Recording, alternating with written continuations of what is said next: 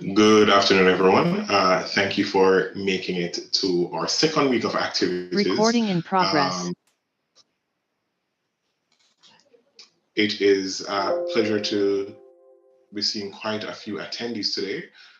Some of the names I know. Hey, Jerry. Hey, Jeremy. Thanks for joining with us today. I hope you guys will find this session beneficial, and I hope you will learn something new or even to reinforce something. Uh, Learning isn't too much, and some of the times, even if you have known what is being discussed, just the mere reinforcement is important. Now, today's discussion will be led out by our Lieutenant Colonel Godfrey Sterling, and the topic that we will be looking into is pins, passwords, passphrases, and biometric, and how secure are they. So I do encourage your active participation as much as possible, and get your pen, your book, your notepads, your laptops, your tablets, and just make some notes. And let me just say thank you once again for being here and the air that you will be affording us today. Let me now quickly hand over to our Colonel Godfrey Sterling.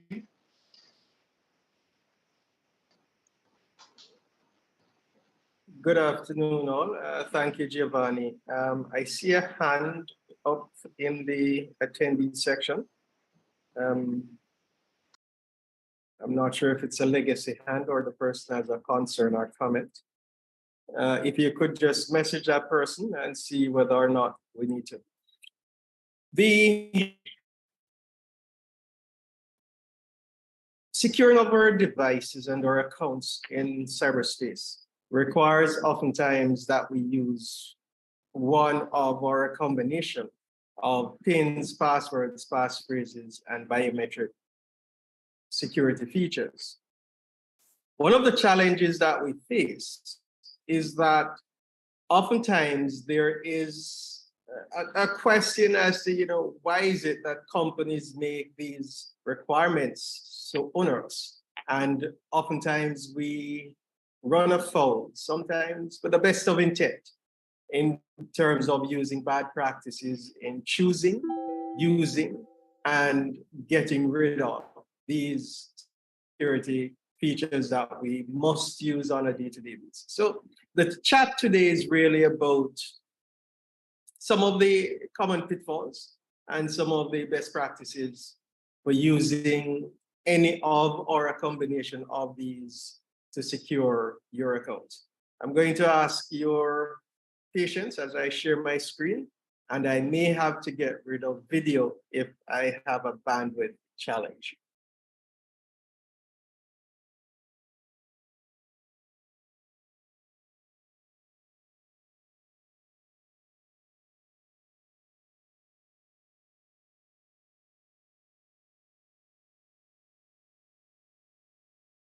Confirm you can see my screen?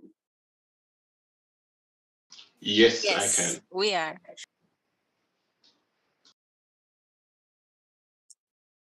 Right, so it's, perhaps I should say a little bit more about me and what the CERT is, but you can ask that in the question and answer session if you have it. I am Lieutenant Colonel Godfrey Sterling, the head of the Jamaica Cyber Incident Response Team. And really, it's just about having a chat with those who are online, who are on the streaming platforms about the topic that's here today. The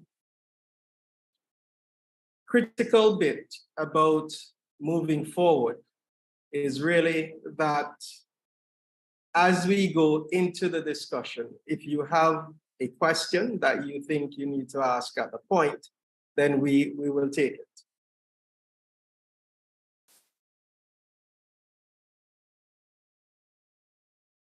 So it's a very simple agenda, and we will run through it as quickly as possible to give as much time to the meat of the matter, which is your questions, your concerns that you may have.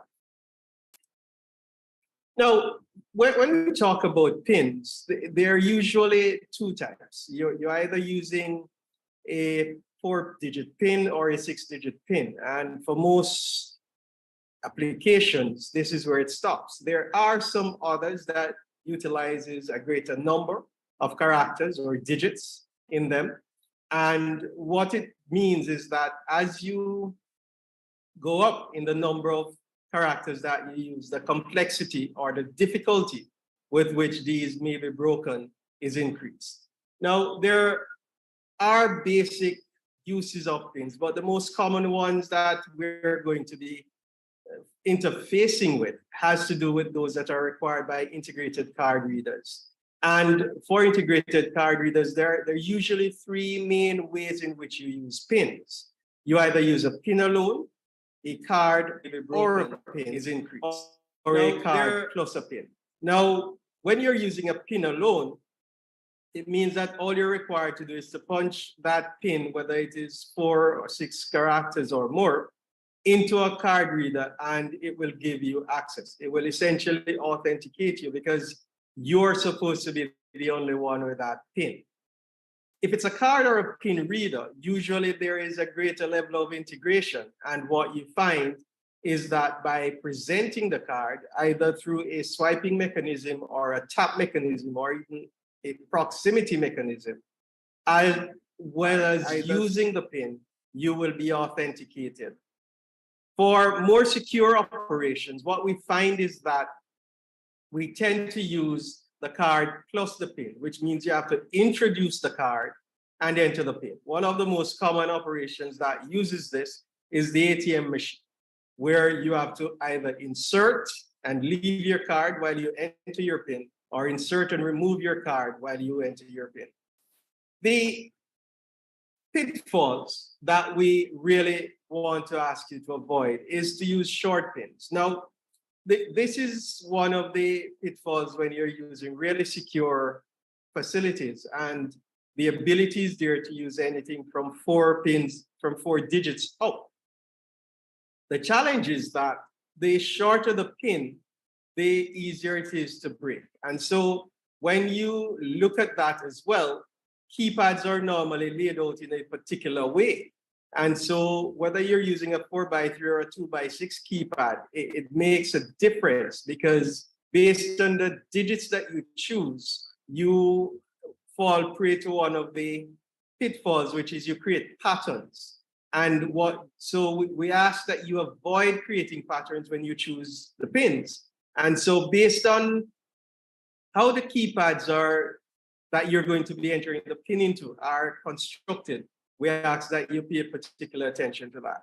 Avoid pins that are easy to guess. So you're not using things that really, when somebody reads your security question or listen to you talk or look at you or see what you post on social media, it is easy to guess your pin. So we're saying that when you go to choose your pin, and if it is a setup where the business is requiring that you use a pin, there should be some guidelines that really sort of restrict the ability for you to just choose a pin that, based on you, is easy to guess. We ask that you avoid repeating digits. So for example, 1111 is not something that we recommend because it is some of the simplest pins that are used, and believe it or not, a lot of people use them. And so we ask that you avoid doing that. We ask also that you avoid using sequential digits. For example, 1, 2, 3, 4, 1, 2, 3, 4, 5, 6, or A, B, C, D, E. We ask that this is avoided because what it means is that with just common sense and a few random keystrokes, you can have your pin being compromised. Already dealt with the use of patterns, and we ask that you avoid reusing pins. Now, the challenge here, especially for businesses which have a cipher lock on doors and require that you use a pin code to enter, is that sometimes even the very person who is responsible for setting that cipher just recycles sequences of digits. And what that does is it creates patterns that can be read or discerned by those with malintent. And then you have the matter of maintaining keypads.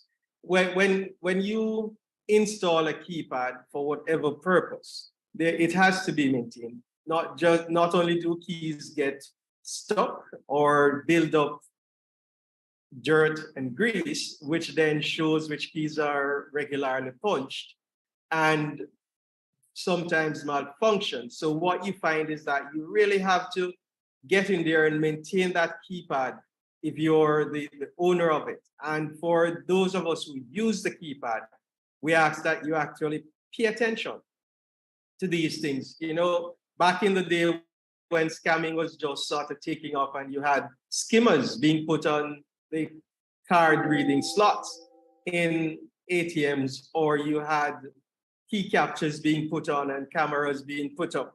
We used to pay particular attention, but as the banks become more sophisticated and the advent of this sort of compromise of your PIN and cards become less prevalent, we have sort of fallen off in the vigilance that we really used to push from time to time across our daily use of PINs. For passwords, I really want to delve into some numbers that, looking at some of the research online from Bitwarden and other facilities, they're quite striking. So these research found that more than 45% of users did not even bother changing their passwords after there was a breach. And what it did was to allow for the breach to recur, because all the threat actor had to do was to go back, try the same password, and they were back in. We saw that only 58% of employees worked at a company that implemented multi-factor authentication. And this is even when you consider two-factor authentication as an option, as a subset of multi-factor authentication. It just didn't exist. 84% of those polled in the research reuse their password, sometimes across multiple systems.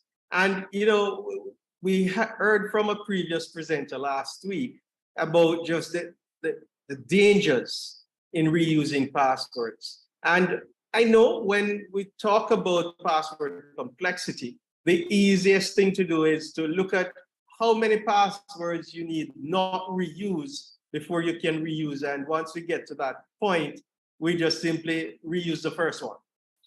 It is not a recommended practice, because what it means is that you're also, by your own actions, building up a pattern that can be discerned by a threat actor.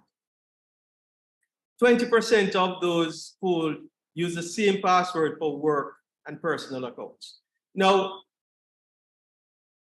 we really have to be careful that when, especially given the challenges that the pandemic brought upon us, we utilize personal devices for work or work devices for personal use. We're not using the same passwords across the platforms.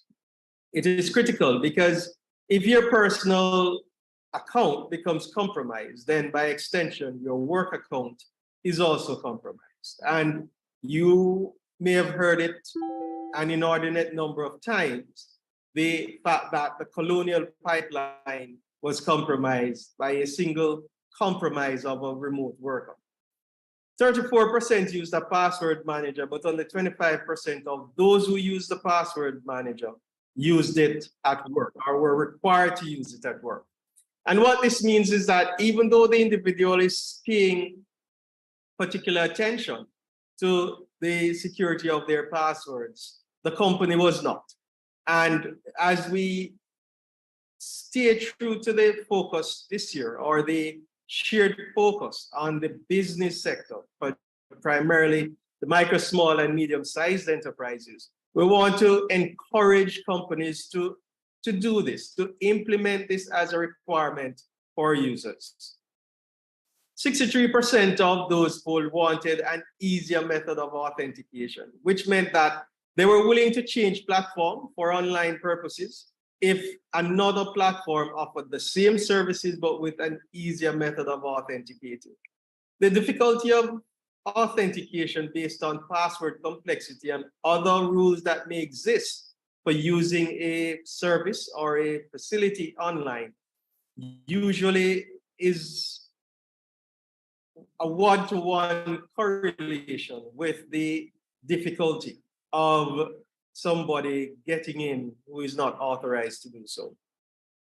And to really cap it all, with all of the bad practices that are possible when we talk about managing passwords, more than 42% of those polled use a shared workspace, which means that while you're typing, people can shoulder surf, they can actually look at what you're doing. Somebody is probably lounging at your desk, talking to you, you're having your chat over coffee in the mornings, and they're seeing you enter your password.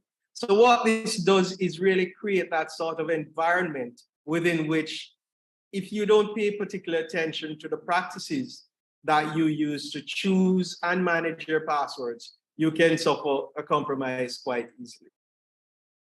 Some of the main tactics that are used for cracking your passwords are dictionary attacks. And this is simply uploading dictionary words to some sort of software that is then going to run all the words against your password. So when you think that, oh yes, you've chosen this long letter like onomatopoeia or Mississippi or whatever it is, and you're good, the fact that it exists in a dictionary means that a dictionary attack will really break it quite simply. Some of us, because we believe we work in a secure environment, we choose very simple passwords. And they're so simple that they're really easy to guess. So what is recommended here is that we stay away from that because it really does not help. We reuse passwords and we use simple security questions that really, if you figure it out, you can guess the password. And so for those platforms where you're required to answer security questions and you choose to enter the answers that are usually tied back to your password in a very simple way, it makes just getting the answers to your security questions or guessing the answers to your security questions quite easy. So just imagine one of the security questions is, what is your favorite pet? And you type the pet's name. But then on your social media account, you type the pet's name as well. So, you have a dog called Rufus, and you put Rufus for the answer to your security question. Then you go and you post those nice selfies with Rufus, the nice Chihuahua or Poodle or whatever you call it. And all that is required now is for the person to realize that this is what your security question is, that's what your pet's name is, and you're gone. Social engineering is probably the most prevalent way in which most credentials are compromised today. And this happens because, by and large, as individuals, we don't pay particular attention to social engineering. Now, social engineering is not new. Social engineering existed from people who were doing dumpster diving, where your credit card receipts used to have significant amounts of information about you, your prescriptions, your old drug bottles. All of these things used to be used to glean information on the intended target.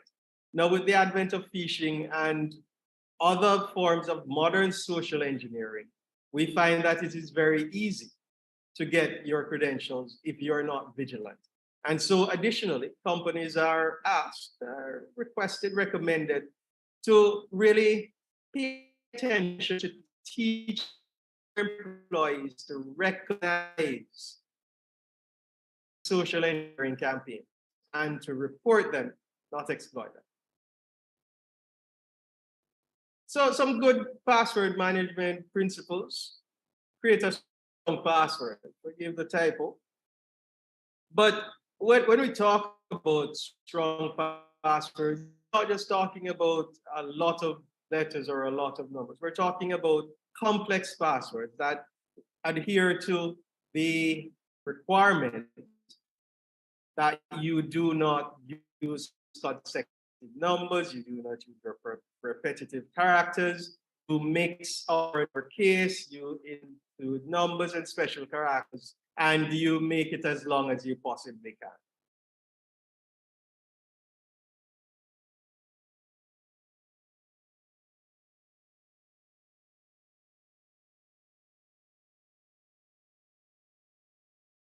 Ourselves being victims of a cyber attack, we can only mitigate the impact and delay the inevitably, essentially, unless we're going to become totally disconnected from the grid.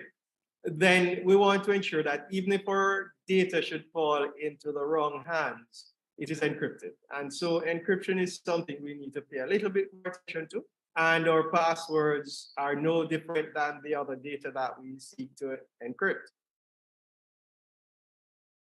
And utilize that in a very judicious way. Implementing of multi-factor authentication. But we have also seen the cyber criminals have gotten around it in a number of occasions. Test your password.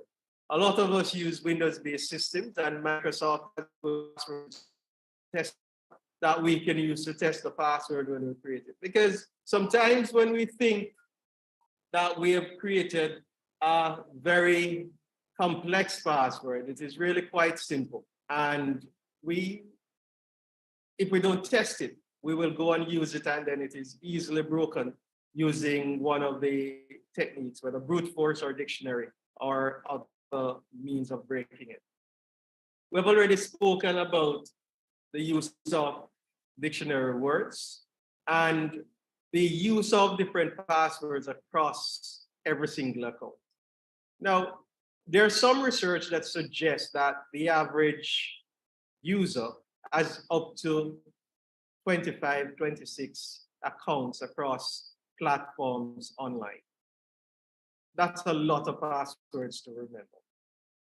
But one thing we ask is that you try to use a different password, variations of one password, actually unique passwords. Now, the next item on the list really seems to be a misnomer. But what we find is that when people regularly change their personal passwords, they just simply go back to reusing old passwords. And so if you were to use a facility like Have I Been Pawned and check whether or not your email account, for example, has been in a data breach, and you ask yourself, did I change my password? Or am I still using that password? Then one of the things you find is that for most persons, they're still using the password because one, they were unaware of the fact that their account was in a breach. And two, as the statistics said, more than 40% of these persons never even bothered to change the password after they knew their account had been breached. However, we recommend that for more sensitive use of passwords, you change it regularly. The disgruntled employee, the employee who felt he or she was fired without cause or didn't get the raise that they should or the appointment that they should, and leaves the establishment, the recommendation is that we change all the passwords, not just those that the persons would have had access to, but all the passwords within the immediate sphere of influence of that individual. And that is because you never know what's going to happen. And sometimes the employee comes back with malintent, and having the password, it is used to do damage to the company. Now, one of the most critical sets of persons that really should be considered in this area of the good password management are people in your IT department, people who usually manage your infrastructure or your software and leave your environment it is really recommended that you audit all the accounts that this person had access to and you change them immediately.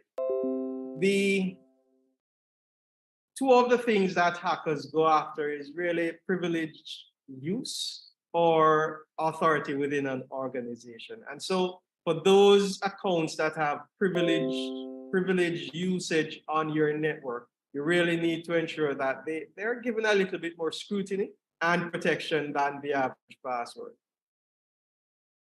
The recommendation is to avoid storing password. And yes, we talk about the difficulty of recalling complex passwords and the difficulty of recalling multiple passwords. But if you store it, whether on a thumb drive or on a piece of paper, unless it is encrypted on the thumb drive or that paper is securely locked away, it can be stolen and then there goes your security. The use of password managers is similar, but what it does is that all you have to recall is one single password. So once you set it up, all you have to do is recall the password to get into it. Now, there are recommendations that you really ought not to use them, but I find that for those of us with multiple accounts across multiple platforms, it really allows us to manage a little better by having only one password to remember and having a fair amount of security and encryption, depending on the password manager that you use for all your other passwords. Passphrases are very similar to passwords. In fact, one of the simple definitions is that a passphrase is just multiple passwords strung together in a way that provides security. And some of the key considerations that we ask with respect to your passphrases is that you memorize them. Like passwords, you don't write them down. Now, these passphrases really ought to be at least 4 words with a minimum of 15 characters. And so if you can do that or do better, you would be doing quite well. It may be necessary, however, as you try to learn and memorize your passphrase that you need to write it down. It's okay, you can do that, but it should not be something that is done ad infinitum. And you really ought to get rid of the written version once you've memorized it. You should review it regularly, whether it is that you're going to use something to check online to see if it has been compromised or you're just going to review and change it. And you should limit the use of it. Just like with your password, do not use it across multiple accounts. Now, for biometrics, what we're saying here is that our physiological makeup allows for the use of specific character traits to augment the security implementation for businesses and for individuals. So whether it is we're talking about facial recognition, retinal scans, fingerprint scans, voice recognition, we're talking about using a physiological trait to activate some sort of authentication process that is going to authenticate us to a system. Some of the key considerations that we have to take here are the sensor reliability. And for those of you who really dabbled in technology when facial recognition just came in, if you went out and had a few drinks the night before, or you had a bad day and your face was a bit scowly, as opposed to the nice smiley face that you use when you set it up, it would not recognize. For voice recognition, if you got a cold, or if you were stressed or excited, there would be issues with the recognition. For retinal scans, if you were on drugs or you had taken medication that caused your pupils to dilate or to constrict, there would be challenges. And so sensor reliability became a critical factor in determining whether or not we biometric security features. Also, we have to think about optimized data security. What you find is that whichever biometric trait you're using, it has to resolve itself against when you seek to implement a biometric security safeguard, you really ought to test it before you try to enforce. Use biometrics on our mobile devices. No, the cameras have gotten fairly decent, improved, and the combination of the two have given us significant improvement and progress as far as that is concerned. Fingerprint recognition is also there. Not very many persons use voice recognition, but what we have to realize is that once we link these biometric traits to our mobile devices, then are also inherently linked to our authentication for systems. We need to ensure that the templates that we use are robust enough to take into consideration minor changes in how you're looking today or you're sounding today, whether or not your eyes are your pupils are a bit dilated or constricted, or your voice a bit gravelly. And so these templates, when they're put in, really have to take all of those permutations into consideration. So if you use fingerprint as a biometric to unlock your device or to authenticate, you realize that it doesn't just ask you to roll your finger once, but it asks you to roll your finger in different directions, different parts of your finger. And so what it is trying to do is to build that as complete a picture as it can for the authentication purposes. For companies implementing biometrics, there need to be very stringent policies on the implementation of these, and they are to be enforced as much as is possible, but they also ought not to be too onerous on the users of the system. And where these pieces of data are collected, it really is personally identifiable data for the individual, and data protection becomes of paramount importance.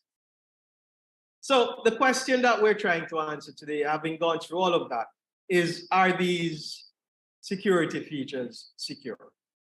And when we think about that, we really have to look at how comfortable is a user in implementing or using any one of these. And the user comfort really is something that triggers what the user will do. So if you think about PINs, the user will choose 4 digits that come readily to mind, that are easily remembered. But also by doing that, to be comfortable with the PIN you've chosen, you're sometimes creating a vulnerability or a risk that can be easily exploited. Fatigue. When we have to push users to create complex passwords, to change them on a regular basis, to maintain unique passwords across multiple platforms, what we end up with is user fatigue. And oftentimes, what that does is people try to cut corners. And by cutting corners, what you end up with are vulnerabilities created that really ought not to exist, that are easily exploited. The environmental variables. If you create a system that is meant to work in a particular environment and that changes, are your templates and your policies robust enough to take into account the nuanced changes that will take place, for example, with our physiological features and the use of biometrics and the frequency of use? If you're going to be using, for example, a password very, very often, then using very complex and long passwords become very onerous to do. It is said that in the Natanz nuclear facility, the passwords on the actual nuclear devices were quite simple passwords, but the security checks to get to those devices were quite complex. And so we have to take the frequency of use into consideration as we seek to enforce complexity and the strength of some of these security mechanisms. So in conclusion then, it doesn't matter which of these or which combinations thereof you seek to choose. The human factor is going to be predominant in what gets used and what gets adhered to. And that human factor really is going to be based primarily on how comfortable the user is and how easily the user can use the device or the security features. Device peculiarities. There are some devices that will allow you to enter passphrases, vice passwords, some will not. And so the requirement to actually pay particular attention to this is very critical in how secure your device becomes. We have already spoken to the environmental changes, and this cannot be discounted as we move towards more sophisticated means of the application of multi-factor authentication. What we're going to as security mechanisms. How secure are they? They are secure as the users and the implementers make them based on standards and industry best practices. I'll take your questions, comments, or concerns.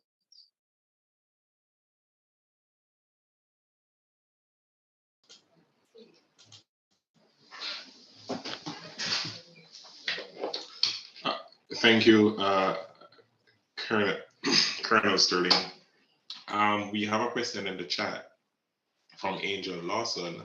She's saying, she's asking what password manager would you recommend? Thank you for the question, Angel. But one of the things that the CERT tries to do is to remain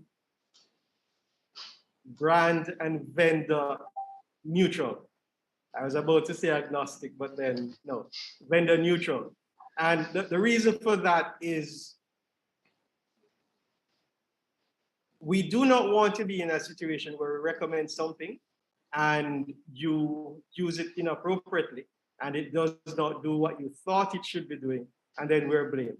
But there are some good ones out there. For example, if you do not have the monies to shell out, then KeyPass has some very good examples out there, and the community edition will allow you to do a reasonable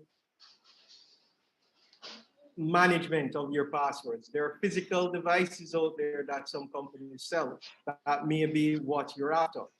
Now, we're really moving away from the physical device in some cases as we move towards more holistic software solutions. But for the simple user out there who really is not carrying company secrets and just want to manage their multiple passwords, I find that KeyPass has a couple of solutions that would provide very good ingress into password management.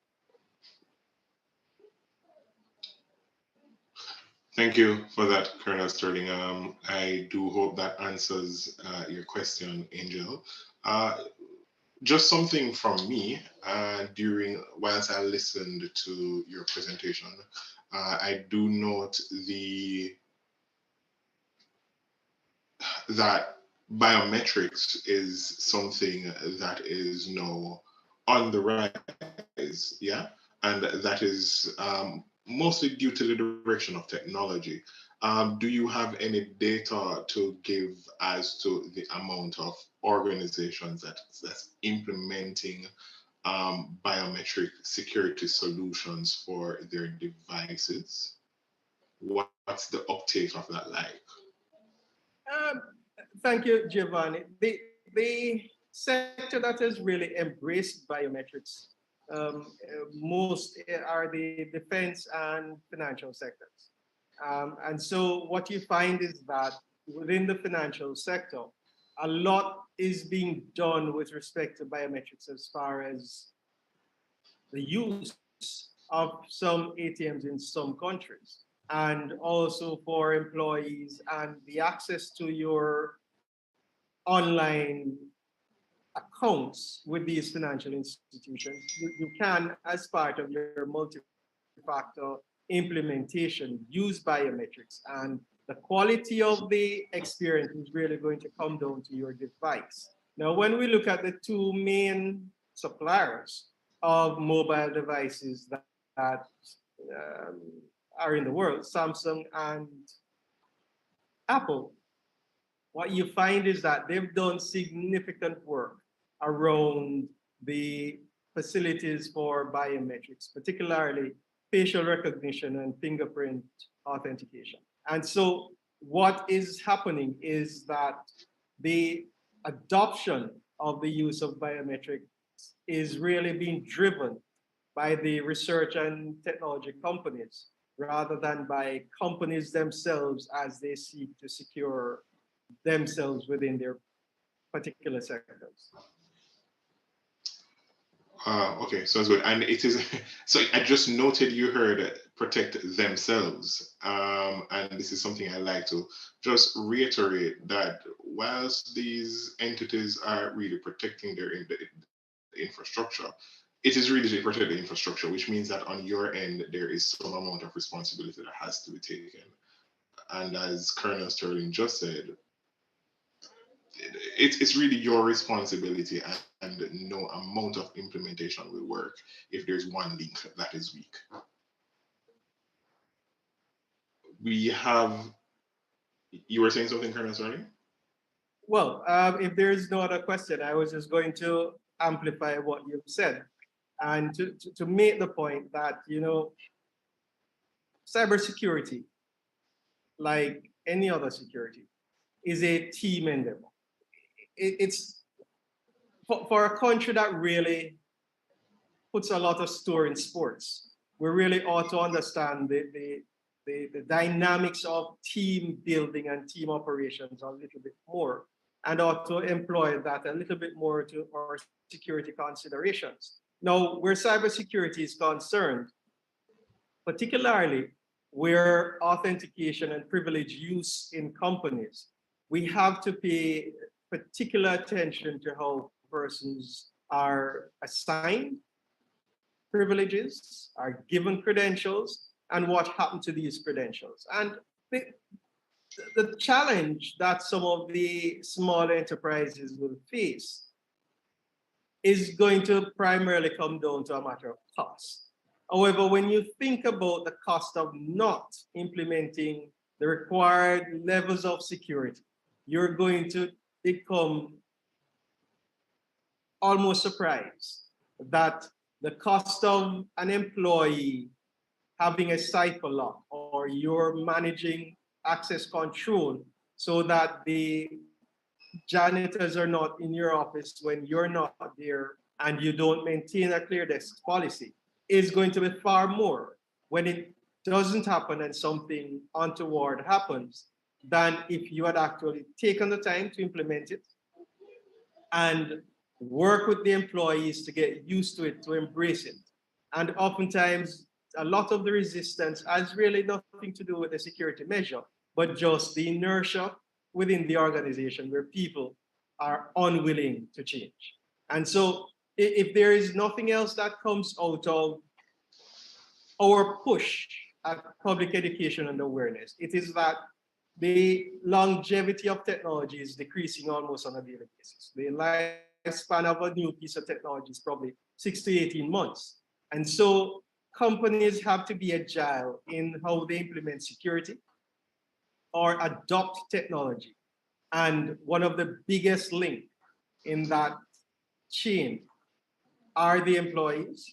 And if we don't pay attention to how we train them, to how we work with the difficulties that some of them may have, because one size doesn't fit all, and how we actually bring them on board and seek to get buy-in. Sometimes we're left behind in a way that causes the company significantly